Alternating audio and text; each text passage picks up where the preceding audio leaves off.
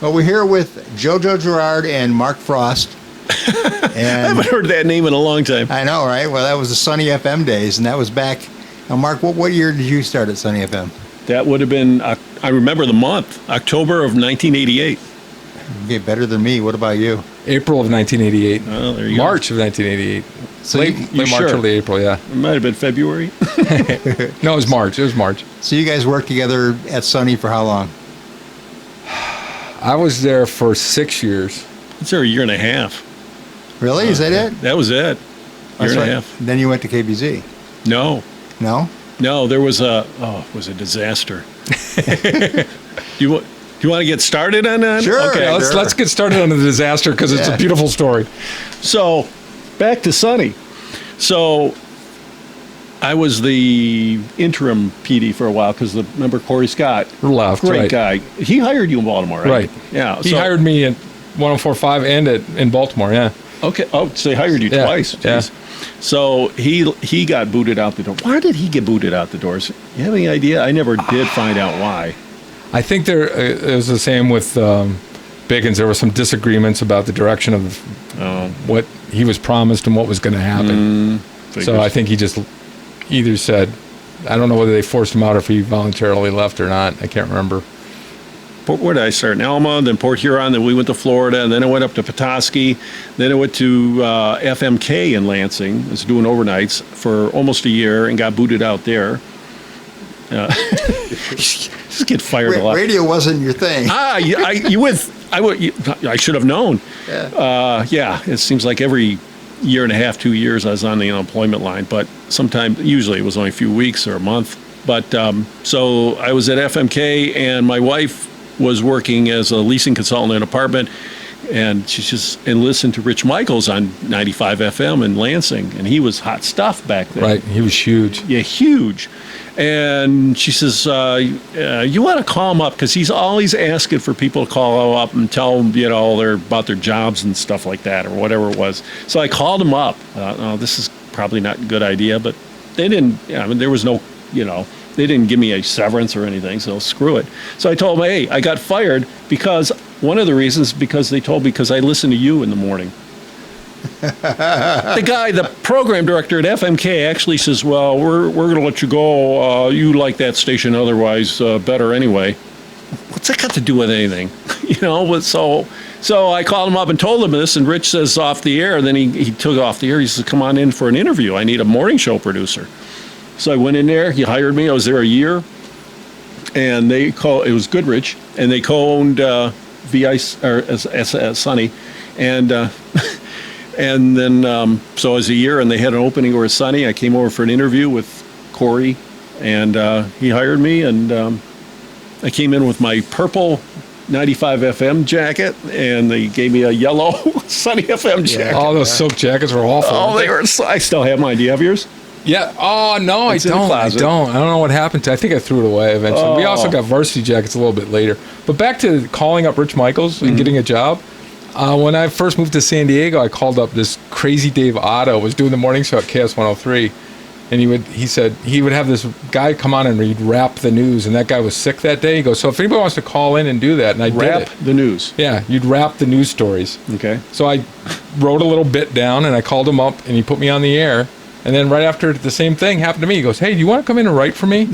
So I would go in and write for bits for him, and he'd pay me per bit that got on the air. Like if it didn't get on the air, he wouldn't pay me. But Were you working at that San Diego other station? no, I wasn't on the air yet there. Oh. And then I parlayed that into getting a job at a Tijuana station. So kids, if you want to get into radio, call into a show. Yeah. If there's somebody live there. Yeah. If you're creative, they'll remember you. So I was at Sunny. I was interim PD, Right. And then they brought in he who shall remain nameless to be PD. I don't. Was it Haas? Yeah. Okay. Yeah. We didn't get. So you were along. interim PD? I was for 6 months. Okay. Yeah. There were changes going on because they Yeah. had bought a radio station in Grand Rapids, Goodrich did, and there were plans for it that included you and me, and then then they changed the format of that station, and it all fell apart. Yeah. I think it was all charade. But Yeah, it probably was. Because when I left in '89, I remember Louis calling me and say, "You should not have left. There's all kinds of things happening here." Yeah. Yeah. And I think he was promised some things that didn't come I'm through. sure You'd it have to was, talk to him about that. But yeah, there was all sorts of. And like when you were telling the story before we went on the air, you were telling the story. We on the air? Yeah. You got a it microphone in you. We're on the internet, kids. I don't remember who told me what, but there was a, it was like things were being promised, and I'm like, that sounds good. Yeah, it sounds good. We're stupid. Nothing ever happened. 29, 30 years old. We're still stupid. Yeah. Well, you had the big privilege of being what was it called? Classic Rock. Sunday Night Classics. I took that's over right. when Yeah, Rock Classic, Dan yeah. Myers started left. that. Yeah. Oh, And is so that Dan that yeah. started it? Oh, okay. By the way, I recently ran into him in Grand Rapids. He was a minister at a Christian Reformed church. Yeah. Now he's in Florida. Really? Yeah, Dan Oh, he got out of radio and became a minister for a a Christian Reformed church. Yeah. I Yeah. didn't see that one Good coming. guy. Dan's a great guy. I love Dan to death. And we sat down and had lunch. Hadn't seen him in a long time. By the way, the dude was 6'10". Wow. Oh, I knew he was thought tall, but Randy he was Brown was 6'10"? Mm-hmm. Wow. But yeah, they had a classic rock show. Yeah, he did that. Yeah. And then I And took he it loved over. that show. And you guys did a great I job loved with it it. too, yeah. And then Haas came in and says, "Oh, we got to get rid of that show. That's just telling the market that they need a rock station here." So then that led to that non-compete clause agreement, and I says, "I'm not signing this thing. It's all one-sided." Well, I wouldn't sign it. So then I don't know if that had anything to do with it. I think it did. Then they brought in they got rid of me. Mm-hmm. But in the meantime, just before that, I started talking to, because I'd heard the owners of CUZ, Country Station in Grand Rapids, Right. were buying WQWQ 101.7 in Muskegon. So they got to make that an AOR station or the classic rock or something, right? That's the hole in the market. I mean, you couldn't drive a truck down the road without falling into it. Right. So I went over there he says, the general manager, he set me up, and they hadn't quite bought the station, but they were in the process, so I had to go to a hotel, so in the meantime, I got canned from Sonny, but this So you all already happened were real talking to quick. them before I you had got talked to them fired? because, Yeah. I kind of saw the writing on the wall, Yeah. so I better find something here. But I got canned first, but then I went over there for the interview, and he hired me. He says, "Well, I can't tell you what the format is until you agree to work for us." Okay. Why? Is it a big secret? And then it turned out to be that fun one. Oh my God, that was so bad. It's a weird AC station, wasn't it? I don't know what it was. It was, oldies and AC and trying to be fun with the worst equipment ever. I think what they It were was trying. bad. You think KBZ was bad? Oh my God, this stuff. Where were was you guys junk. at? On Martin Road. Yeah. You know, yeah. probably the old I block remember building. the QQ there, yeah, because we had run the oldie station there for a while on Martin Road before we transferred that over to a satellite station. Okay. But 90 was it 90 93 98.3 98 point LCS. Okay. Yeah, and then we also had QQ station in there. Yeah. The Cliff Martin, that's when I met him Yeah, again. Cliff was there. Yeah. I think we respected the competition at first, but I think Haas Montana put it this way. He said, we're the big dog in the market, so we're just going to pick up our ball sack, swing it over, and drop it on them. It was bad. And the thing was, when you started at Sunny, it was an interesting radio station because really, we would play top 40 hits, but we'd also throw in Led Zeppelin. Yeah. We'd play Free All Right Now because there was a definite hole in the market for classic rock, and we would play that stuff in the regular format. But when Haas got there, we started mainlining a little bit more top 40, and that hole became bigger to drive through. Mm-hmm. And that's what 1017 eventually became. And that's when Goodrich Still bought is. it. Yeah. And that wasn't that long after that because it became Q Mix for about 6 months, and then I don't even remember that. I think I was gone by then. It was no, you weren't. You were still there. This was all happened within a year because I was there less than a year. It was like April. Oh, you're right, because they bought 1017. Yeah, we had it in our building probably for a year before I left, probably 93. Yeah. And then it was this Q Mix, which wasn't too bad. It was a mainstream AC station.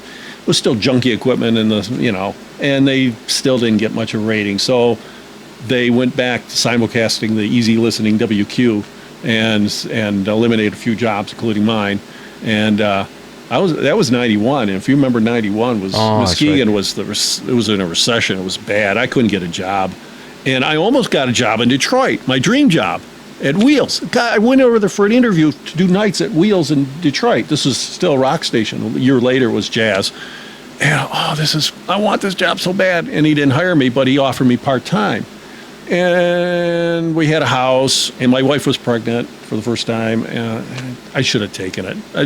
Just work weekends, go back and forth. Gave good reasons why he didn't take it. I still should have taken it. I still should have done it. Dang it. So I was unemployed for quite a while until Dave Lorenz hired me at KBZ to do sales, of all things, which I hated sales. I didn't know that. I did sales for about 6 months. Everybody in radio has done sales at one time or another. Did you do sales? Yeah, I did sales in Gaylord.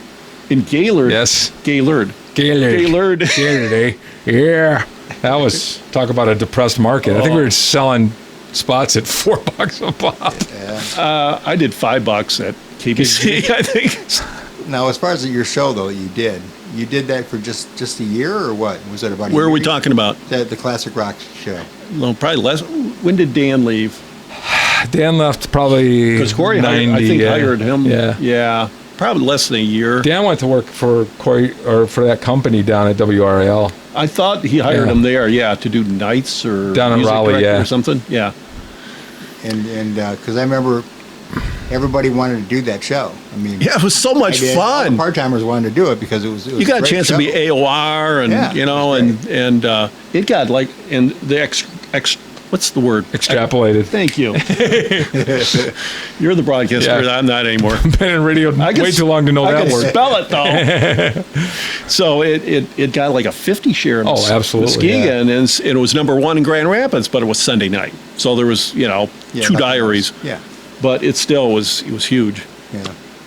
And like I said, the hole was the size of Nebraska to drive through, and then they put the fun one on.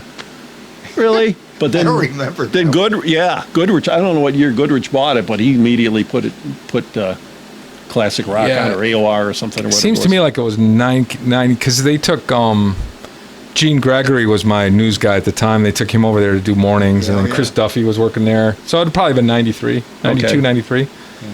That's when I'm they guessing. switched it to classic rock, right? Yeah, instantly took it to rock, and it's been successful ever since. It still is. It's still going. Yeah. Yeah. I think it started beating 104.5 pretty quickly. Oh, really? Yeah, in Muskegon. Oh. Yeah. Now, what about some of the stories over there at Sunny FM? Jeannie Ballmer was sharing some stuff now about a naked woman that came in with just. You don't remember that? I don't recall a I naked do. woman. Joe does. Yeah, I'm guessing it wasn't there. We were doing a contest to if you could involve the bumper stickers in some way. If you could use the bumper stickers in some creative way to advertise our station, then we would give you a prize outside of just putting it on the bumper of your car. And this kid showed up. I think she was 18. Okay, we'll pretend she's She 18. looked like she was 18 anyway. Yeah. You did ask for ID. Well, Ron was out at the beach, and I think it was the afternoon show, but I think it's probably Mark McGill was on the air then. And Ron, my producer, was out, took the Marty unit out to the beach, and this girl shows up and just used the bumper stickers as a bikini. Now, this was at the She beach. used- Very creative. Yeah. Oh, wasn't at the She used station. Except for when she had to take them off. 4 bumper stickers. One here, 2 here. Oh. I know. Yeah, taking them off would be too rough. Yeah. So I think some grooming went on before that happened. I'm so. assuming. you didn't check it. Yeah. Okay. You didn't check? I didn't see it. It was broadcast. I mean, it was coming back. I wasn't on the air. I didn't see it. I think we had a contract with Pepsi, and they provided us with like 2 cases to go out a day. And you go to the beach on a hot day like it was this past week in 90 degrees, Yeah. and it'd be crowded. You open up that thing, and the free Pepsi would be gone within seconds. And then you had to kill an hour. And people would come up and get pissed because they missed out on the free soda. Yeah. So, yeah, it was... Yeah, Free and Muskegon just kind of went together. Right? Yeah. Yes. Yeah. Now, what about you, Mark? Did you go to? I don't remember Beach doing the reports and beach. stuff? Maybe I did, but I don't remember those. I know Louis did. I mean, I remember he was those. in a lot but- of pictures, Yeah. as you well, pointed out. he was. Yeah, so that was more... when Ranger Bob was around. Okay. Yeah. So it'd have been after you left. Yeah. Well, probably you did. I remember doing doing a beach couple of them? something. Yeah, maybe. Yeah. I remember doing some remotes. Took a remote. Let's see, a furniture store down in Holland. It was just a dud. I don't think anybody showed up. We were the station that reached the beach and rocked the lake. But Baby. not furniture stores in Holland. But a lot of other remotes were done right down as far as for the beach rather than Pierre Marquette, Grand Haven. Muskegon State Park once in a while, but they weren't real. I remember was it a Marty unit thing before there were cell phones and it would. Maybe there was a cell phone thing. It was hard to get a signal out of there. Yeah, you would get roaming. You'd get Milwaukee because you're the other side of the dune, and I think the hard time pushing over the dunes back to the station. But Pierre Marquette and Grand Haven City Beach were the two we went to the most. Once in a while, we'd go to like Tunnel Park or maybe Holland, but not a lot because we couldn't get the signal out of there. One of the first things I did when I came over to Sunny was I did a remote at it was like a 7-Eleven store. It was right by the community college, and made hot dogs. But people came in and thought, this is a great station or something. Yeah, I'd only been there about a week, and it was Biggins was on the air. I remember I had to do cut-ins and stuff like that. It was fun. This is great. How long has it been since you guys seen each other? Oh my God, 30 years. It's probably 30 years, but I've talked to you over Facebook and stuff. So yeah. So I missed the time, the opportunity when you guys gave each other a big kiss, but it was a tongue kiss. It was very good. Wait a minute, I don't remember this. Speaking of hot dogs, though, there was pictures Jeannie had of you and I can't remember her name. Why Alex was her on-air name? Terry London? Terry London. Her on-air name was Alex? No, Alex was her real name. Terry London was her yeah, name. Okay. I mean, yeah. You guys at the Corner Bar hot dog eating contest. Yeah. How did you feel after that? I ate 10 in an hour, and I thought I was going to vomit. I think I had 10 or 12. I don't remember. That was awful. I don't know how somebody eats 75. And then we drove home in a snowstorm. It was in February, all the way from Rockford back to Muskegon. So let me ask you this, if you don't mind me hijacking your interview. No, go for it. So I was booted out the door in March. I think it was March of '90.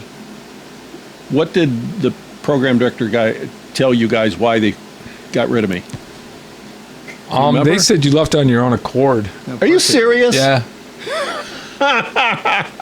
Well, that's not true, but anyway. Really? I didn't think it was true. That's what he said? I can't remember what he said now, but it was Haas, wasn't it? Yeah. It seemed like it was your decision. No. Okay. No. Yeah. Well, radio management's never one to be honest. I said should I say, yeah, I'm not in radio. This radio, the scum rises to the top. Yeah. Yeah, not the cream. It's an interesting business, and I will say this, and I told you this last time, I think working for Goodrich is a good place. For the most part, the management there let us alone. For the most part. To do what we wanted to do, as long as we didn't go too far. And I think that was at my level of where I was in my radio career, that was a beautiful thing for me because I could try different stuff and see what stuck and landed on and what didn't. That was fairly new to you too, wasn't it? Yeah, it was. Yeah. It was. That's the same thing like Ranger Bob was saying too, is that it just amazed him that they threw him in this position to do something he knew nothing about, and he just kind of blew up on it and excelled on it, So yeah, it's the crazy. And so did you. It's really. the craziness of being young. Yeah. You didn't feel like there was any limitations there, and it was like, all right, I'll try this. Sure, you want to put me in mornings? Okay. Yeah. Yeah, because I started midday, and then I went to afternoons, and then it was PD, and then it was MD, and then it was. But that's your career is a little more of what radio really is. Getting fired everywhere. You get fired a lot, and you also. Sometimes it was my. Now looking back, sometimes it was me. I should have done different, but sometimes it was just you couldn't help it. It's like this is stupid stuff. And you had a lot of different hats that you wore too. Mm-hmm. I mean, that's generally and like Oscar, your career too is like that kind of where you do different things. Yeah. Whereas I've been very fortunate. Once I dropped into that morning show position at Sunny, I never really left morning drive. That's really all I ever did. There was one. Here's a good story. There was one time I was on the air in the afternoon, and you were doing show prep. Mm-hmm. And this is antiquated computer technology at the time. You had to dial up. You were getting some kind of service. You had to dial up, and you had to use one of the lines. And I must have punched that line, and that's just took everything you were downloading away. And you came into that studio like a rooster that got its tail cut off or something. You were so pissed. I can remember that. You remember that? Yes. I can remember that service. What did I do? I know it.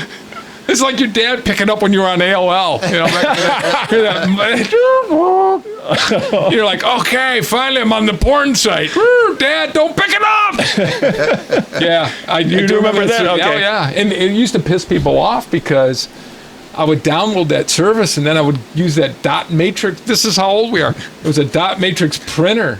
And Jennifer used to get mad because it would take forever to print. She had to print shit. And it would just keep going and going because there would be pages and pages of, as it turns out, I didn't know it at the time, useless information. But I thought, you never know. This was this new thing called the internet, and it was other radio guys sharing bit ideas.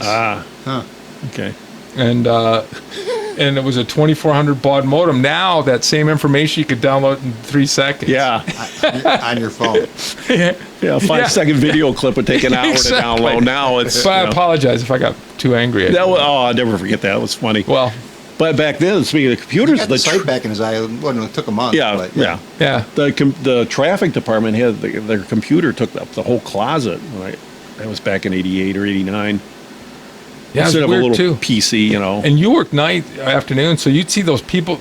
They'd hire like college and high school kids, the music people, to come in and play clips of songs down the phone. They would just call random people around town, wouldn't they? Yeah. And play, hey, what do you think of this song? And they'd play clips of songs down the phone, and people would go, oh, I like that. And that's same down in Florida where I worked at a rock station. They did that too, and I had to put those little music clips together. I had to find the hook of the song because you only had 10 seconds. I only wanted to play, because they wanted to play 20 songs for these people, and if you're on the phone, it's like you don't have time for that. I don't like it. What was your first job right out of college? I worked at a little high school radio station. I actually interned there. I was in college and was in Bloomfield Hills. If you know Bloomfield Hills, very affluent. So they had a radio station there, and I kind of manage it. And then I just interned there, and there was an assistant manager, and he left, and I got hired there while I was into my college, and then I went up to Elma, got a real radio job in Elma. What station were you on in Elma? FYC. Okay.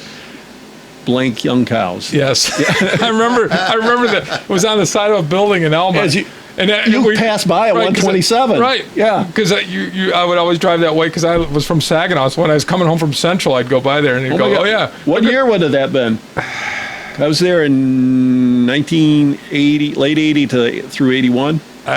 Could that have been? So I graduated high school in 77. I worked for a year in a car plant. So 82 is when I graduated from Central. I was in Port Huron. Okay. Which was another story. Port Huron, there were two AM radio stations. PHM, that's where I worked at, where you said Port Huron. The other station, my friend worked over there doing news, WHLS. You said Port Huron, like the natives, Port Huron. Yeah. It was true. They did. They made us say it that way. PHM, flagship station of the Port Huron Flags. Ooh. Going old school IHL here. Muskegon Mohawks. Yeah. So what'd you do there? Did you do news? I did night. I did the night thing for about 2 years. Were they like a kind of a middle of the road? Middle of the road, a lot of talk. A lot of news? Yeah. I did a middle of the road show and then they ran, remember John DeRemus? Yes. Syndicated show? Yes. Ran that for about 3 hours at night till 1 o'clock when we signed off. John DeRemus, put that in your pipe and smoke it. With yelling it does little bits. And then I went to Florida. A little startup AM in Fort Myers. And then got booted out of there after 6 months. And the third or fourth general manager in 6 months. Oh, and awful. Back then, there's horror stories. I knew a guy who took a job in Colorado Springs, and they eliminated his job before he got there. So he's moving all his stuff. He gets there. I think that might have been me. Yeah. Because, man, back then you could only own one station in a city, so there was no corporate ownership. And the one thing that corporate ownership did do on the plus side was stability. Oh, really? Right. But back then, there was like a company could hire you, and by the time you got there, it could have been sold. Yeah. Now, where did the frost come from? So I went from Fort Myers over to this rock station in Fort Pierce, which had this huge signal. I mean, they had their tower was up like a mile or something, and so you could hear from Melbourne to almost to Miami, and there was a guy named Mark Frost doing the overnights there. He was just doing overnights, and they hired me to be production director, and then I worked Sunday mornings on the air. And it says, well, we can't have another Mark here. So I changed it to Michael Brooks. I don't know where I came up with that. I have no idea. I play on my last name, but I don't know where Michael came from. And then I got booted out of there after a year and freaked out. And then we moved back to Michigan and got a job up at Petoskey. And GML? No, little AM station. Oh, you didn't work for McDonald's, did you? Yes. Oh, WPZ and WMBN. Yeah. Yeah, Michigan's beautiful north. Yeah, I worked for McDonald's in Saginaw, yeah. 96.3. That was easy listening. Trish McDonald. Yep, she's still there, I think. You ever hear the Bob and Tom story? Yeah. Yeah. They had worked at, was it JML or PZ? Well, they started at PZ. Oh. And I can't remember which one was the friend of the other. And the guy who had the radio job just had his friend come over. I can't remember if it was, I think it was Bob who was the radio guy. And he had his friend who was just an entertaining local personality. You have him come in. Tom. Okay. And then Trish wouldn't hire him full time. She told him, hey, quit bringing your friend in here. And so they got a job at JML.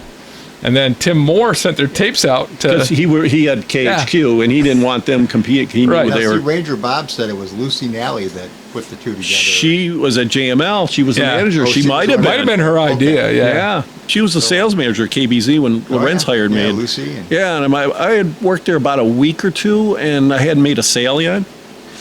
Of course, they gave me a list of just loser list. You know, Yeah. everybody else took. You know, when whoever I replaced, they vultures and they scavenged it. Oh, that's a good account. I want that one. They left me with the ones that Nobody wanted. Nobody wanted. welcome to sales, Mark. They wanted you to cold call everybody, yeah. They did. It was like 2 weeks, I think, into it. It couldn't have been longer than that. She says, "Oh, if you don't make a sale, we're going to have a problem."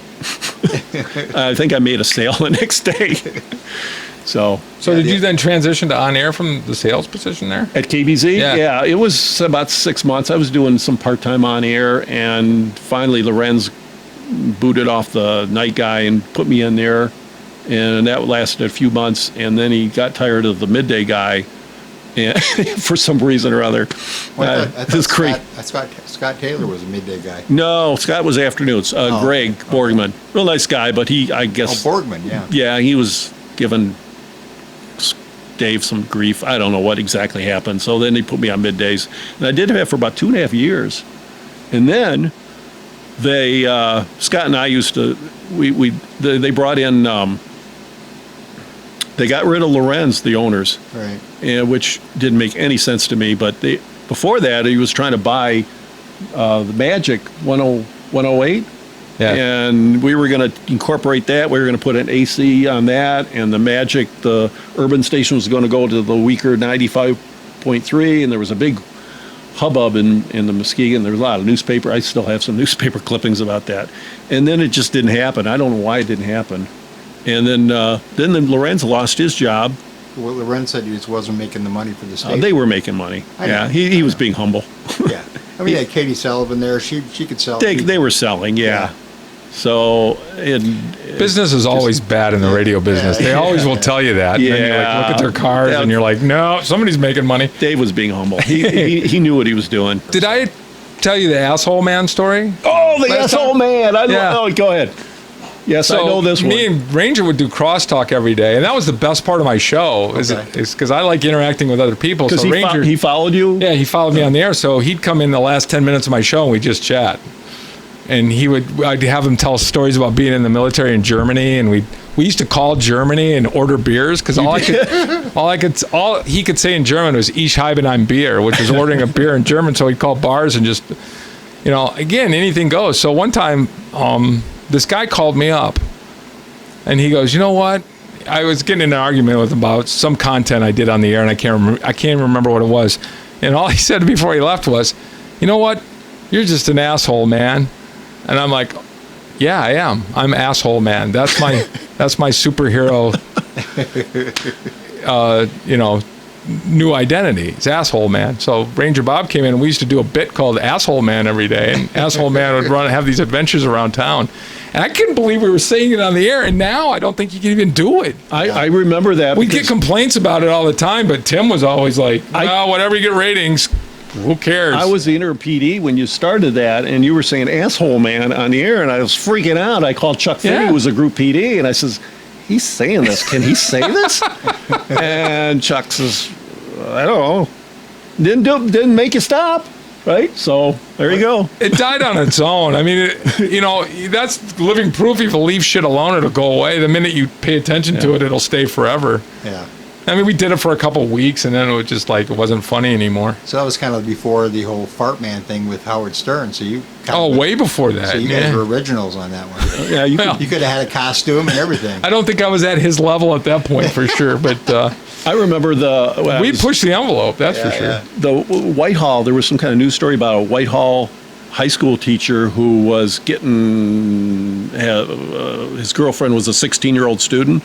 And it was in the newspaper and stuff like that. So I made up this comedy commercial. We used to do those every now and then. Yeah, you do like fake spots. Yeah. And I says Whitehall Community Schools or whatever it is, I says, with every teacher contract comes a 16-year-old girl of your choice. Then I'd have this girl on the background, from whatever. And they, of course, they got pissed. But I remember the principal, I talked to the principal, and I think he ran it like 3 times or something. And I talked to the principal, he says, "Yeah, I'd like you to take that off, but," he says, "between you and me, it's pretty funny." So, no, that's vindicate. Okay, I took it off. Maybe he just said that because he knew I'd take it off. Maybe he was a psychiatrist. You were always kind of conservative, though, I thought. Didn't think you would do something like that. What, Whitehall? Yeah. Well, no, and writing a spot like that. Oh, me? Yeah. Oh. Well, maybe it was just. I think that was it, because it was like I told you last time when we interviewed, that was like very heady days because anything went. Mm-hmm. I mean, as long as you didn't lose the license. So let's just talk about getting in trouble for a while, because Blaine Ensley. Oh, Blaine was a wild guy. Was Jim's producer, and he ended up producing a show for ODJ, and they were kind of milk toasty. Yeah. So they didn't like his bit, so he sent me a bit once called Heavy Petting Zoo. It was a petting zoo where the animals got a little too close. And I ran that once. I got in trouble for that. Yeah. Tim goes, "What the hell was that?" And I'm like, "I thought it was pretty funny." He's like, No. Yeah, nowadays you couldn't get away with stuff like that at all. No. And then one time I got in trouble because there was a fight at a Muskegon Heights basketball game. They used to play the game at the Walker Arena. Oh, Lord. And unbeknownst to me, the guy had a heart attack and died trying to break the fight up. And I was making fun of it. Oh, no. I said, "Hey, if you go by the Walker Arena this morning, I'm pretty sure that both teams are still fighting from last night." And somebody called me up and said, "Hey, that's not funny, man. Dude died." And I'm like, "What? I didn't know about that." Whoops. So what did you do? Did you get in trouble with anything besides getting fired right away, or what? No, I never got fired. You never got fired from radio? No. Well, anywhere? not until Baltimore. No. Oh, yeah, but you were there 20 years. No, I got in trouble a lot of times. Yeah. But got investigated by the FBI in my career. What? That was in Baltimore. For what? I called up the air. We used to do crank calls on the air, and I called up the airport, and I pretended I was Robert Downey Jr. and told him I left a bag over by the. There's a very well-known piece of bad sculpture in the Baltimore airport. It's a plastic crab. It was a crab made out of plastic. And I said I shoved it under there, man, because they were after me, and they misunderstood what I was talking about. Oh, Lord. And they thought, so she put me on hold, called the security, and shut down an entire 9/11. just before 9/11. 9/11 probably saved me. If I'd have done it after 9/11, I'd be in prison right now. But yeah, I think I did tell you the story last time. Yeah. Shut down an entire wing, and then So the FBI really? came to my house that night and investigated me. Can you do a Robert Downey Jr. impression, or? It wasn't very good. I was me. Really? I just said I was Robert Downey Jr. That's why I thought it's so ludicrous. They're not going to believe me, Oh man. but they did, and they thought I put a bomb under the plastic crab. Who had the biggest mullet at the? It had to have been Mark Erickson. Yeah, I think so too. Yeah. I had a pretty good one, but You did. I will submit to Mark on the best Yeah, mullet. he had the mullet going. Yeah, Yeah. he had the thing going all the way down his back, didn't he? At one time. It's pretty close. Anyway. Biggins had a pretty good mullet. He had a pretty good one I going think he on. still does. Biggins he kind of had the Weird Al Yankovic kind of look. Yeah, he had that going on. Yeah. What about excuse me, some of the Sonny Slammer stories? What do you got? Anything good for that, or? Oh yeah, one I only time played once with them, so That's Did what I you was really gonna only ask. I only played played once. We played Reese Puffer and Mark Hughes was Yeah. the Michigan national championship team. He was playing against us. I remember he let me score a basket because I couldn't shoot. So he says, "Here, take the ball." I made it. I remember a couple of stories. I used to dress up and go to those games. Like if it was around Thanksgiving, I'd dress up as a pilgrim and play as a pilgrim, and we do all these Harlem Globetrotters tricks with Ron. The weirdest time we went to Walkerville, which is this really small town. I guess it's east of Hart. Yeah. Wow. And we played the game, and they were really good people. We had a good time. We thought on the way home, Jim Richards was the PD. On the way home, let's stop and have a drink. We walk into this bar in Walkerville, and man, it was like you ever see a episode of Ren and Stimpy where people blink and their heads echo because they've got nothing in them? These people were like, "Hey, how you guys doing? You coming in the bar? How's it going?" There were some adventurous people in that place. I could imagine. I thought, and you're just having a conversation with somebody and you realize they have no grasp of what. Are you looking at me while you're saying that? It was weird. Yeah. I'll just leave it at that. I think somebody ended up playing pool with one of the guys. I don't know what happened, but there was almost a fight. That's all. I was gonna.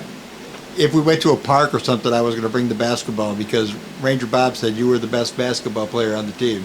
I think he always thought was. he I would be remember. I think he was. 6'4". Which I isn't was the saying worst. much. Yeah.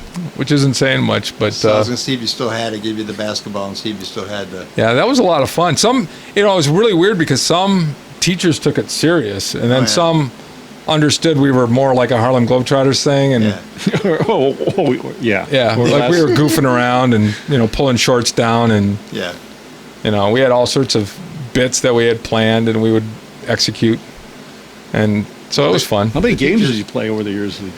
We probably play 5 or 6 a winter. Yeah, Oh, each winter you played? yeah, that many? maybe 5 or 6. Yeah. Did you ever win one? No, That was well, all for charity though, isn't it? we might have at one time. Yeah, it was all to raise money for whatever school it was. Yeah, all promotion charity. for the station Yeah. and charity, whatever. It was just to get us out in public. So anyway, you got to take a shot and see if you still got it. I don't. Yeah.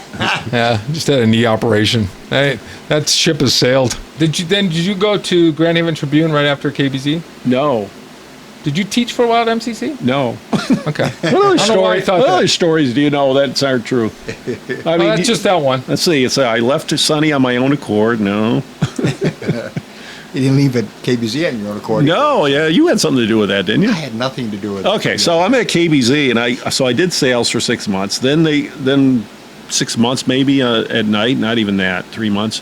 And then I did middays for 2.5 years. I actually enjoyed that. I probably should have. That probably was my niche, doing middays AC. Yeah. And you. Who knew? You did the music too. as far And we as did that the goes. music, and we had some. We must have had some good ratings at that time because we were getting some regional, if not national sales for a while. It was weird. I think maybe you left it at. When did you go to Baltimore? What year? 94. 84. So it was probably about that time. And then no, because I remember then the new I don't know what there was a weird ownership thing going Yeah, on it here. was like There was two or that- three different Yeah, owners because or something within Achterhoff's the matter of sales manager came in. Dave Weehee came in as the Weehee, general yeah. manager for a short time, and yeah, you never interrupted him when he had one of his migraines. Yeah. I forgot about that. And then they put me on mornings and got rid of Jim Cox and put me on mornings. It was an AM and FM. We simulcasted. And I remember you with said, Bill Heinzelman. when did I talk to you about that? Because you says, something. I talked to you about that. Did I? About that time. I don't know if I ran Could be. across you at somewhere or Probably. something. I remember talking to you about that. Yeah, they're going to put me on mornings or something, and we were going to compete, basically. And then soon after, you must have left for Probably. Baltimore. Yeah. Yeah, you were just too much for him. I was. He said, I'm getting out of town. You probably brought it up, and I probably knew I was leaving. I'm like, okay, great. Yeah, probably. I'm leaving. So we did that for 2 years, and then or a year on the AM and FM with Bill, Yeah. and then they split the signals completely, and they put me on the mornings on the FM, and they just had no You told me that they had no ratings, and so Yeah, they put me on the mornings on the AM. Yeah. Because it was talk radio, thinking I knew something about news, and I knew absolutely nothing. they promoted you to program director. director, Yeah, I went for that job and didn't get it. Yeah. I think Sherry Kimball liked me better than you. I think so. That's probably what it was. So what did you do after KBZ? So then, what happened at KBZ? So you sat me down. After Dave Lorenz left, everything went to hell. It but did. Anyway, yeah, It was a mess. it was. Yeah. So I've been in a lot of messes. Yeah. Yeah. Well, there's a lot of messes in Yeah. this business. Yeah. Yeah, that's why I count my blessings, because I've been with good companies who. And the same with Ranger Bob. He just said the same thing. It's Yeah. when he, was at Sunny for 6 years, something like that, and then he went to Cincinnati, and he was there for 24 years. Yeah. Wow. Yeah. So came from BIC for only being there for 6 months. I thought, wow, that's a pretty good career for being from one place for 6 months and then moving all that way.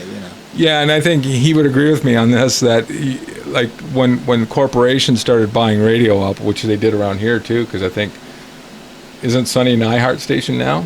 Yeah. Yeah. Yeah. I haven't listened to it in One of the things I found out at years. corporate radio is if you could just fly under the radar, they, after a while, after I got all the wildness out of me, it was like, all right, I'll just kind of sit here. Nobody knows I'm kind of here. Yeah. But And that was my thing about being part-time. I always wanted to stay part-time because if you're part-time, nobody cares. Nobody about you. cares as long as Right. you show up. As long as you show up Yeah. and fill it in, you're good, So once you become full-time or have some kind of a title, then everything Oh, goes to- they see your salary. It's like, Yeah. Well, okay, guys lop don't that too part much. off. Yeah. but what's weird about that fact is, you think, all I have to do is keep my job is to show up on time. But I can remember just part-timers never showing Well, yeah. up for work over the history of my career. It's like, what are you doing? Why did you take the job? Oh, it's something else I had to do. What? Getting paid. Well, that's what I It's was your job. I was telling Mark and our Ranger Bob is that when they stuck me as a program director, next thing you know, I'm working 18 hours a day. Oh, yeah. 7 days a week. Because they'll And do that if you I'm know. hiring these guys to do part-time, and half of them would show up stoned. So it was like running Larry King. give me or some something. names. Yeah. I'd like to hear who that was. They were Donnie was one of the guys, but anyway, they would run like Larry King or baseball or anything, and they're supposed to put a spot in there, and they're And supposed to they run would by. just pass They would out. just kind of go, Yeah. you look, it's like you're supposed to put a spot in there, but anyway, yeah, I didn't like that job. Yeah, it was I didn't like amazing. power. Amazing to me that I had people, even at a high level like Baltimore, which is a top 25 market, where I would hire kids to do internships or work on the show, and they wouldn't show up. And I'm like, this is the number one thing of your job. You show up on time. Just show up at least. Yeah. And they wouldn't. And it was like, all right, well, you're fired, You're talking too about It's cut and dry. about interns. Remember Todd? You remember the name Todd? Harper? Was it Harper? Yeah. Yeah, I remember Todd Harper. Me and Mike Rich gave him the name Todd the Wad on the Yeah. I mean, Todd the what? Todd Todd the Wad. Oh. I remember Tried to Todd. give I him a think he little- worked at LHT for a while. Did he? Yeah, I think he was really? a He was producer fun. for Dave and Jerry. Was he a really? while, yeah, he was was. a good guy. Very good. Well, I had some great people come through. Yeah. Gabe Estrada. Where do Dave, I know that name from? He was my producer for a while. Wasn't he on Chips? He's an intern. Yeah, that's what it was. No, now he's like a he was a Hispanic and he sang mariachi. So now he sings like, I ran into him at a restaurant in Grand Rapids singing mariachi. Really? Oh. Yeah, he would do like a regular gig there. Wow. Then Diamond Dave, we called him. I remember Dave. him too. Yeah. Yeah. Diamond Dave. And Who's he's Diamond like Dave? he ended up being a college professor, I think. Diamond Dave. Yeah, he's friends Oh, with I'm me thinking on, of. I he's think friends of with Van me on Halen's LinkedIn, Diamond. of all places. Ron Buckner, Julie was there for a while, and then the I can't remember the girl's name now. That I told you the snake story last time. Oh, Well, you okay. just chewed on, spit them out, didn't you? Yeah.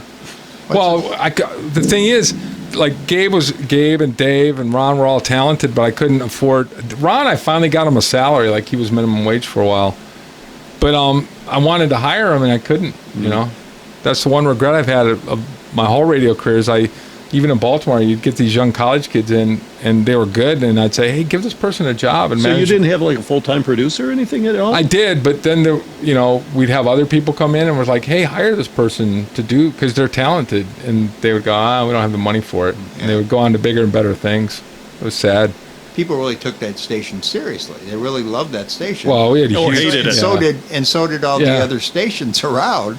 You know, like I say, that whole thing was going around that you couldn't say sunny when you're doing Yeah, the I remember weather. Dave Lorenz. Yeah. So that well, you- everybody. I mean, Rock refuse- 95, we couldn't do it. I mean, back in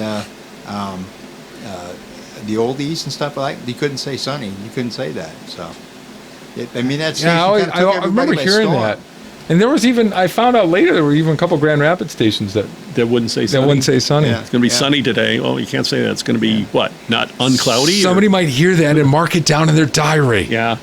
How many different, in the morning show, how many different news people did you have? Oh, man. Oh, it's some quality people Yeah, though. you did. You had some did. good ones, but Lloyd Jackson, who went on to WJR. Yeah, I remember. I forgot about you. Lloyd, Yeah, Lloyd Jackson. he went to WJR. Yeah, he worked there was- for years. He was the guy who didn't he call in sick every Monday? I think there was a newsman after. I find it hard to believe it was Lloyd because he was pretty. But he did have. I think it he was had him, a the girlfriend or somebody in Detroit that he would drive back to see every weekend. And every Monday, and he would call in sick Monday morning because I You'd come in I and had do to news? fill in to do the news all for That's the program director part coming out right Yeah. there. yeah. Oh, that made me mad. Gene Gregory did news He for did me news for a for while. you? Yeah. He did. I didn't know that. Carolyn McNabb. Caroline. I called when I was interim PD. I don't know. I think Lloyd left. He might have been that, or I don't know. But I called up Dave Lorenz at KBZ, and I didn't call him up, but Angie Crouch was doing the news. Oh, with yeah. Cox and Crouch. Yeah. So There's I another called. story about that Yeah. in Z days that we'll talk about. So I later. called her up and I says, I'm thinking this will be a step up, come do news for us with you. Right. And I don't know what she said, but she obviously went right to Dave and says, this guy, Sonny, just called me up. Oh, he called me up and read me the riot act. Really? Yeah. I was tampering with his talent. Oh, yeah. She didn't come, but Caroline, I think, was doing the afternoons, but I don't, somehow or other, we got her. And then just before I left, I hired Sabrina, who then went on to Sabrina, yeah. She went into Grand Rapids. Yeah, did mornings for years with Steve Kelly at SNX, and I think they went over to the Wood FM, the Light. They worked there for a while. Well, I hear that Carolyn still lives around here somewhere because I know Ginny was trying to get a hold of her too about getting together. Well, she moved to California for a while because we were Facebook friends. I haven't talked to her since. How long was she your news person? A couple of years. I would think so. Yeah. And Angie went on to be a ABC reporter or something or other. Yeah. So did you get along with Sabrina? Yeah. Okay. Sabrina was. I mean, I could see that raw talent in her. Yeah. Like the first couple, I only worked with her for probably, 6 to 9 months. It was my last year there. Okay. But you could tell that she was on the ball. Yeah. She was a sharp kid. She was right out of college. I think she graduated from Hope. Did you ever have the dream at night that you couldn't get all the carts and put them in so you... Oh, it's a common radio dream. Yeah, The that's what I radio thought. dream or It's a the radio dream. Yeah. You're running the control board and everything's going wrong? Yeah. Yeah. Dead air. Dead air was a Oh, yeah, dead curse. air, yeah. Now, the one I wanted to ask about, if you guys should know about, I would imagine, is Joyce the cleaning lady. Yeah. How did that ever get started? When Haas was on the air, Oh no, that's long before that. That was Joyce was there. No, but Haas did nights before I did as Kevin Taylor. Oh, really? Yeah. So he was at Sunny, and then he went to Right. Davenport. Oh, okay. Yeah. So he did nights at Sunny. He went to the Quad Cities and then came back. Okay. And and I think his on-air name was Kevin Taylor. I'm pretty sure it was. And then he started talking to her because she'd come in to clean up the building, and he talked to her, and she's kind of a character and had a personality. And then somebody else Dave Savage did nights between me and him because he left for the Quad Cities, and then he did nights. I think it was an interim position until they hired me. And then she would just come in, and she said, "Oh yeah, they put me on the air all the time." And I'm like, "I'm new." I'm like, "Okay." So she would do the weather, I think. Did she? I don't know. So that's what I gave her to do the weather, and then we chat. Okay, so Joyce the cleaning lady, Mark or Ranger Bob said something about she actually gave him something for when they got married, and he still has it to this day. But I didn't know. Probably does. She was a passed really away. nice lady. She would give gifts like that, you know. Yeah, She'd bring you cards for your birthday, and she was just a very thoughtful person. yeah. She was a very nice person. Let me ask you this question: What are you too, Joe? I think you already answered this, but what was your favorite station you worked for? I think it was Sunny. Yeah. For me. Might have been. I sure loved Petoskey. Was my favorite place to live. It's pretty there. Yeah, it was beautiful. I cried when we left there for Lansing. So I was like, I wish we'd stayed there. Your wife picked you up, put you over her shoulder, and brought you. Yeah. But money was terrible there, probably, wasn't it? It was terrible, but I went to overnights in Lansing, and it wasn't much better. So Part of the pay is a view of the bay. yeah, You know what they say? Yeah, it was, but it was a great place to live. Were they in that old house? Yes, the old house, and talk about closets. The studios were in closets. Can I tell you a great MBN story? Oh, I knew somebody who worked at MBN when I was Michigan's beautiful north. working. Yeah. and if I'm not mistaken, it was beautiful music, but it was on these big reel-to-reel tapes, Yes. wasn't it? Okay. Mhm. So a guy The carousel cart machine. who shall remain nameless that worked there, who later worked in Gaylord at another station in Gaylord, and I met him at Mary's Bar. He told me this story that he got mad at Trish, so he'd splice in guitar riffs from like Jimi Hendrix at a really loud volume. So if you know beautiful music, it would be like, but it was just short enough to the old people would look at the radio and go, "Did that just happen?" And then they'd forget and go back to whatever they were doing. And it took them months to find out that they were on there. He did that. Yeah, he did like 4 different clips where he would just put in a heavy metal guitar track for like 2 seconds into this really low, you know. I was going to ask you as far as some of the famous people you met, or did you interview anybody, or because you did a lot of stuff on the afternoons with that, didn't you? Or no? I remember NWA. You interviewed them? Their manager. They came to Grand Rapids, but they were just like a new group. It was probably like 89, maybe something like that. Yeah. Like I've interviewed Tom Hanks, Tom Cruise. Tom Cruise sent me a personal note after my dad died, by the way. Oh wow. Yeah, Some kind of Scientology thing, yeah. was it? Well, he just is. He's clear now, so he doesn't. Oh. Yeah, Okay. he's always in that moment, man. You know how those Scientologists are. No, he's just a thoughtful guy, I guess. But He asked you to do his next Mission Impossible, or? yeah, I wish. Then I wouldn't be here now. I'd be off with my boat somewhere. At KBZ, I got to interview, let's see, Bob Newhart, who was pretty stiff. I asked him, I says, can you, before we do an interview, can you do this thing, this liner is for, you know, that you're listening to? No, I don't do that. Oh, okay. Jim Neighbors, Okay. Scott Hamilton, Christy Yamaguchi, Wow. and Engelbert Humperdinck. Yeah. He You says, guys- my friends call me Enge. You can call me Enge. I just thought of a story though. There was do you remember they did summer stock theater over at the Frauenthal? They would do like summer. Yeah. They did some summer stock theater there, and they would have these. It was usually an old TV star would be Yeah, in town. Like, that's you know, probably who I was. Yeah, like Jim Jerry Neighbors. Playhouse. Yeah, Jim Neighbors Jerry would be. County, Yeah. yeah. So one year it was the guy who played Barney Fife, Don Knotts. Don Knotts. was playing in the thing, and this was one of my producers who was like, I was in between the ones who were there for a long time. It was just this I think it might have been Noah. I can't remember, but I sent somebody. I tried to get an interview legit up, but Sunny FM had a bad reputation in some business circles around town. Yeah. So I was rejected flat out. You're not talking to him. So I'm like, all right, well, I'm sending a dude over there to knock on his door at 7 a.m, and we'll interview him my way. So he starts knocking on Don Knotts' door, and there's no response. And the guy who's I can't remember who it was, but he was out of his mind nervous of just being on the air and knocking on the door.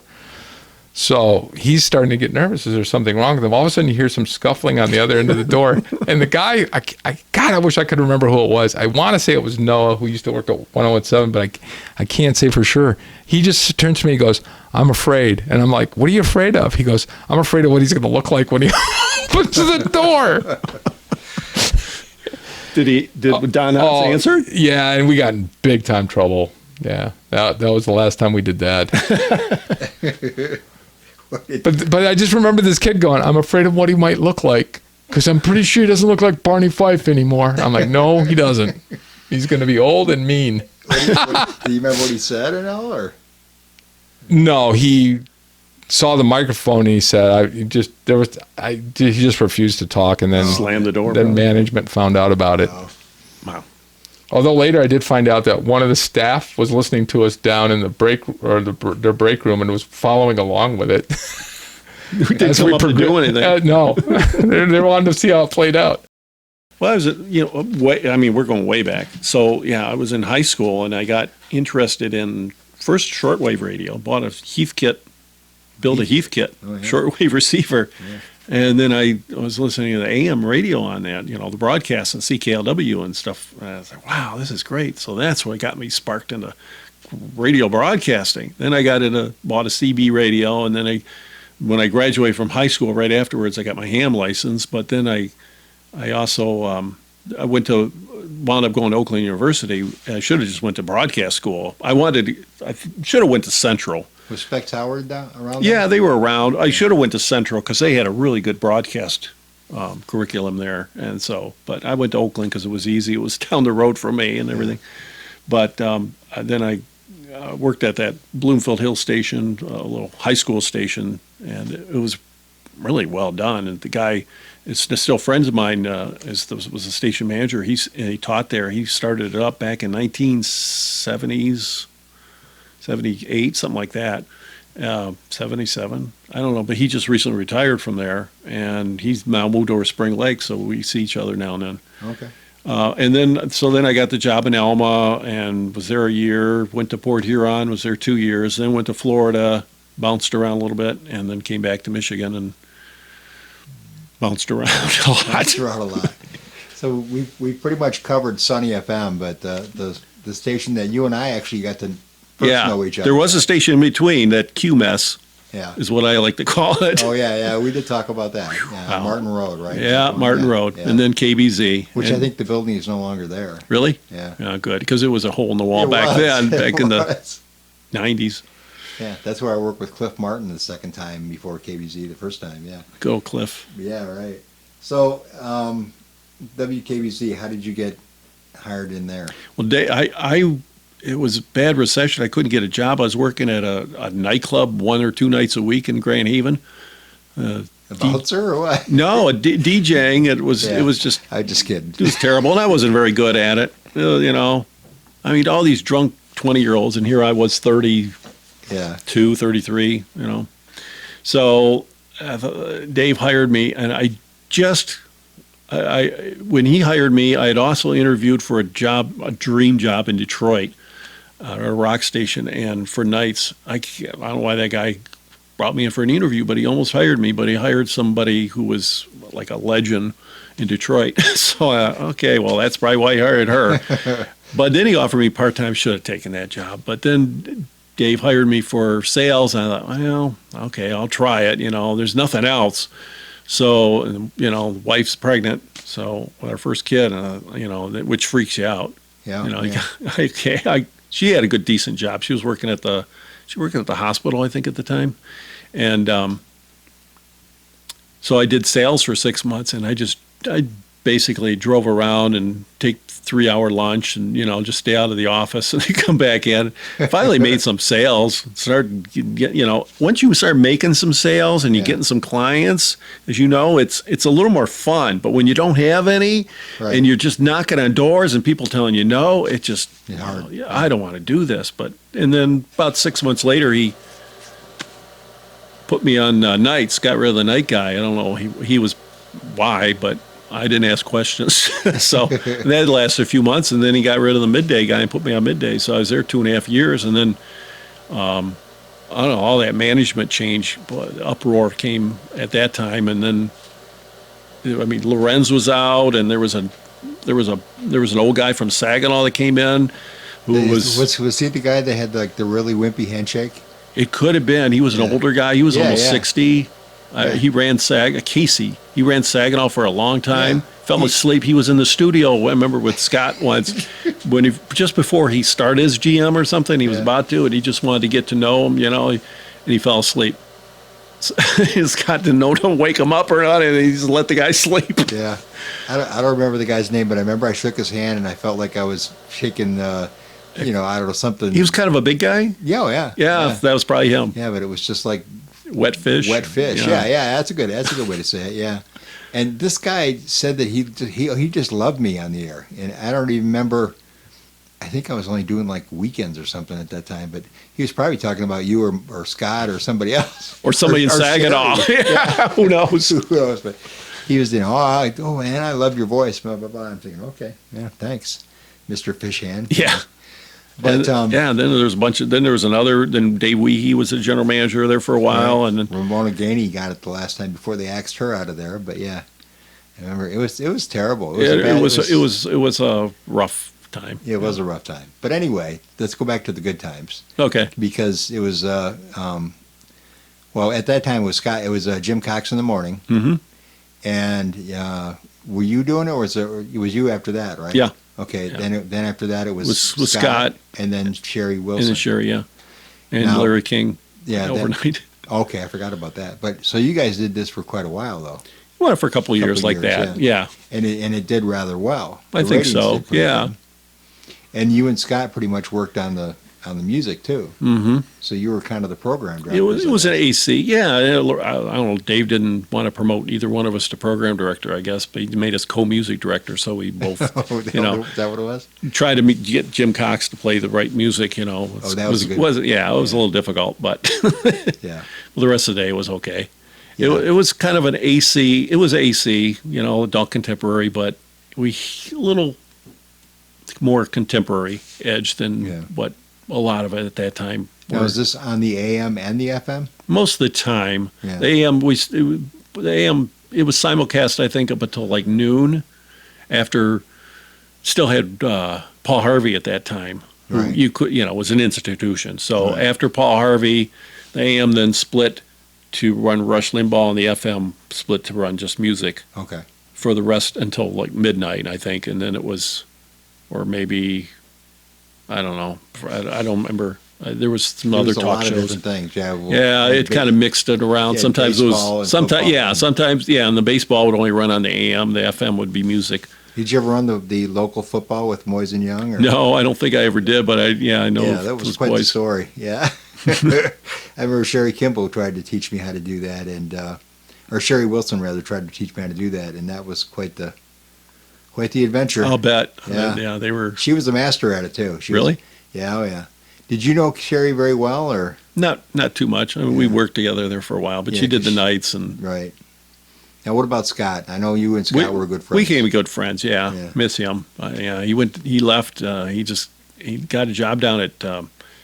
Was it Prince Corporation? Became Johnson Controls, and just thought it was the greatest thing that he got a job down there doing it, because I think his marriage broke up about that time, and then he got down there and he just got out of radio, and that was it. He just worked there until he died, which was not too much longer after that, really. I want to say he was down there probably 10 years, maybe. Okay. I'm losing track. I can't. How long Yeah, has he been it's hard gone? to do. He's been gone more than 10 years, I think yeah. now. Because I was at the Tribune. I've been there for almost 22, and I know I was working there when when he died. So, Well, he had to be in his late 30s or was he in his early 40s yet? oh, he had to be in his 40s. Yeah. Was he? Okay. Yeah. So, but he was he always taught a lot of people. A lot of people looked up to Scott too, as far as his talent, as far as his delivery. He was good too. Yeah, Very he was good. just very relaxed. I mean, what you heard on the air was the Scott. Scott Taylor Yeah. off the air. Yeah, there was no persona there really. Yeah. It was him. And the one thing I always liked about Scott, I was telling Dave Lorenz this too, is that that Sounds of the '70s show that I did. He always was real positive about it, and liked it and everything. And actually, I think I still have it, but I got to see if I can find it. I had some promos that I had made up, and you and Scott made the promos. Oh. I kind of wrote them, and you just kind of deciphered my writing and made the promos. But they were pretty good promos too, about platform shoes and your bell bottom, just Yeah, I remember stuff that. like yeah. So now after KBZ, what happened there? I don't know. You tell me. Well, I mean, Well, yeah. When I left there unceremoniously, so you got canned, right? you don't Again? remember? I don't. I really don't. I remember the whole thing that I think it wasn't ratings anything I came did. out. Yeah, it was just they were limiting my job. Why pay a guy to do something for whatever Well, I think it was during the time, because that's right after you left is when we automated. It was CFM. it was sort of automated then, because I remember I voice tracked some stuff You're right. till noon, and then Yeah. either you or somebody else did.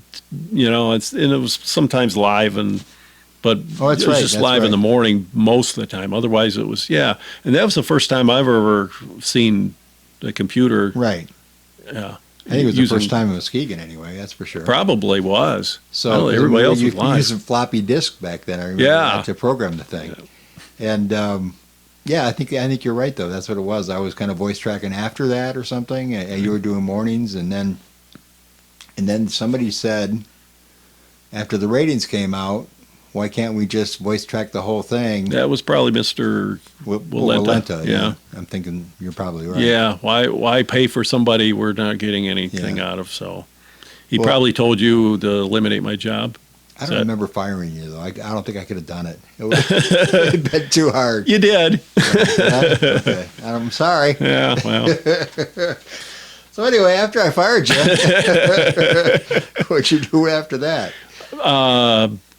I says, this is, my wife was mad, and I says, She wanted to hurt me, right? no, That Oscar, that's an Oscar guy. She wanted to hurt me. She says, you got to get out of radio. I says, yeah. I says, this is enough. So I got a job right away down in Holland to do news director for an AM station down there. They were just AM at the time. They had an FM, which was 96.1. They sold that just before I got there. The studio was still there, but they sold it. And I don't know where it's now sports, but it was music for several years. And then, so I did news for 2 years down there, but I also went to Career Line Tech Center to take graphic design. I was going to get into graphic design. Okay. I was just still fairly young. I was what? How old was I? Probably 30s, right? Or Was I even? late 20s? No, late 30s. I think I was late 30s. Oh, really? Yeah. So looking back, I was still young. Plenty of time for another career.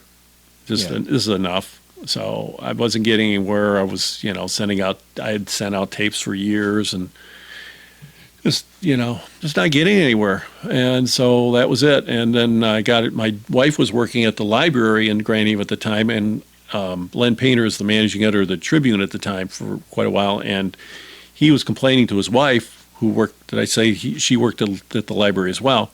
And she told my wife that my husband is complaining that all he hires is these young guys out of college, and women, and they don't stay very long. And she says, well, my husband, does news down there in Holland. Maybe, I says, so she told me about it, and I called up Len and did I went out and did some kind of report for something, just, and he hired me, and I thought, well, okay, I'll try be a reporter for a while, and then I figured I'll go and do graphic design or, their ads.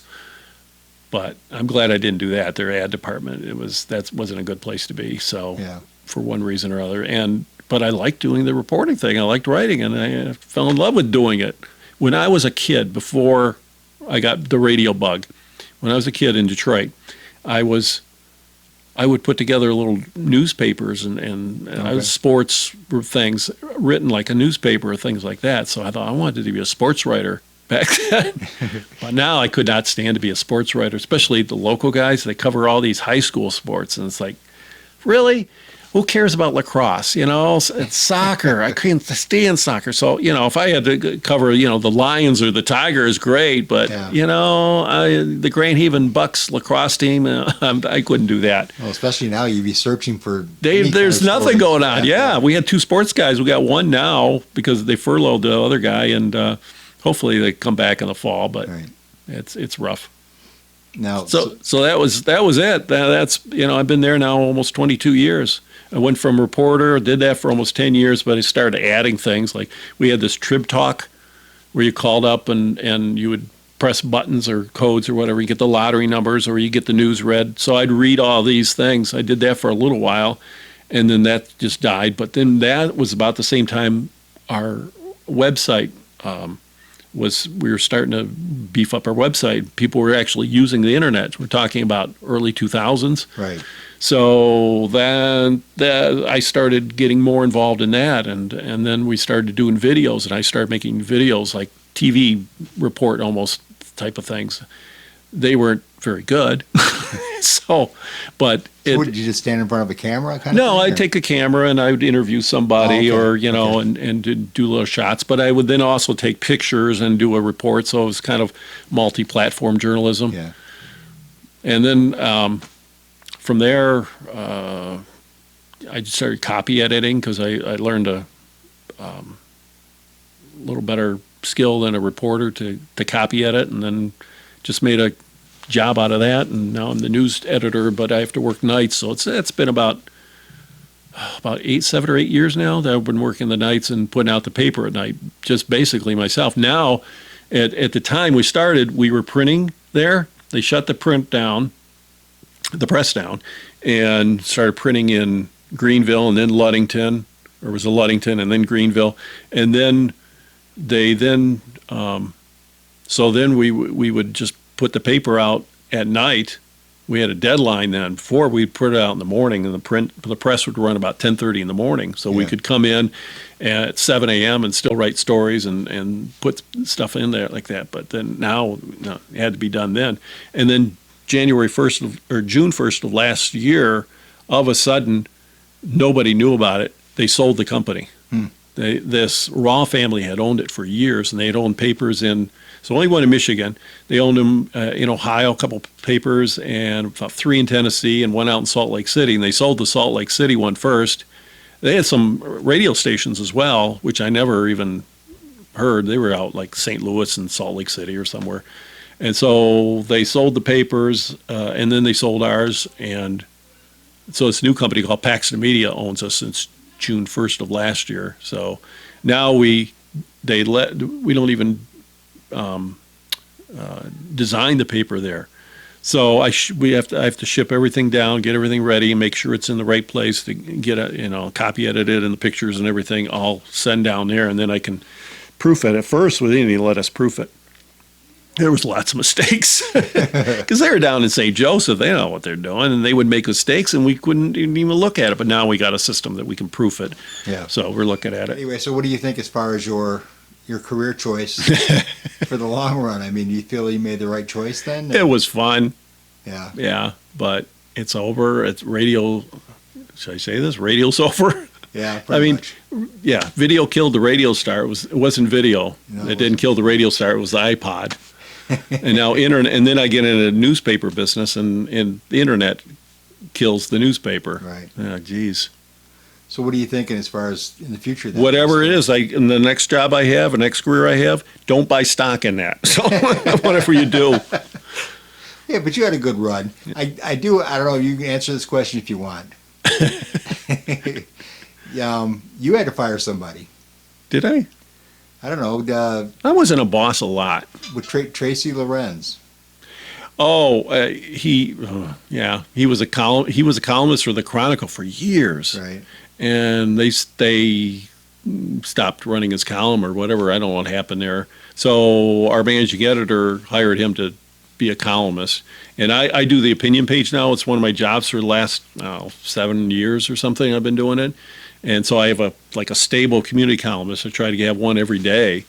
So that's kind of hard because we don't pay those poor people. Yeah. Tracy probably got paid. They used to pay people for writing those things. But his stuff was kind of funny, but he was just, I would correct his stuff for AP style, and he did not like that. I guess he said that, I never talked to him, but so I'm hearing this secondhand. He didn't like this, the way it was edited. I write it and just put it in as that. I said, well, no, you're not. This is not your newspaper, So I don't know. There's just a mutual parting of the ways at that point. Because he was telling me the story, and I'm thinking it's the same paper because I think he said the Tribune. Yeah, probably. He said that he always ended his stories with ... Yes, ellipses. Yeah, and he said that. That means, in AP style, that means there's something missing. Yeah. And that's not what he was putting in there, and so I took him out. So I just think it's very cool. I didn't realize it was you. It was me. Yeah. So that's kind of funny. So, as far as what you're doing these days, are you happy where you're at now? Are you thinking of looking? I got 3.5 years. Paper hangs on in there for that time, and then I'm retiring. And, that's true. Yeah. Yeah, 3.5 years. Radio, I think, attracts a weird personality. I mean, you've got your salespeople. That's a weird personality. Yeah. That takes a certain something to sell like that. I mean, and it's like a school teacher. I couldn't be a school teacher. It takes somebody with a certain personality to be a salesperson in it for anything, and it takes a certain person that's going to go on the air and talk into a microphone to who knows who. Yeah. It might be for one person. It's like, WQFN, or it could be Sunny FM where you're talking to thousands. Yeah. Well, see, that, I don't mean to get back to Sunny FM again, but that was the thing that always just blew me away. I'd be doing the overnights 3 o'clock in the morning, 4 o'clock in the morning. People were still listening. Yeah, and you'd ask for somebody to call you about something. I never, ever had that thing where there wasn't 2 or 3 lines going all the time. And it just amazed me. And then People love that I'm station. at this QFN, and in the afternoon, prime time almost, and I couldn't give away tickets to something. Yeah. I had to make up. Sometimes I had to make up a name Yeah. to I used the to- one. Oscar Osbo in Whitehall won these. There was nothing to do with this, but when I was at the first station I worked at, which was right next door, it was called WPBK Country or whatever. Country, right? Yeah. And we used to give away Brandt's Bakery birthday cake, birthday winner. And he had a stack of them. He must have, collected them for years and years and years. But some of these people were like dead.